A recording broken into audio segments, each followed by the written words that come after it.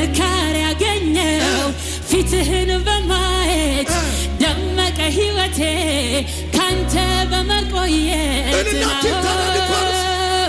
ምን ይሆናል ለጸጋው ታልፎ የተሰጠ መንገድ ጎዳናው ለእግዚአብሔር ይኸውልህ ያለ ምን ይሆናል ለጸጋው ታልፎ የተሰጠ መንገድ ጎዳናው ለእግዚአብሔር ይኸውልህ ያለ ያየለት እንጂ የሚያልፍ የሚያገድመው አያገኘው ቃሉ እንዳለ እንደተጻፈለት ነው የሚሆነው። እልልታ የለም እንዴ?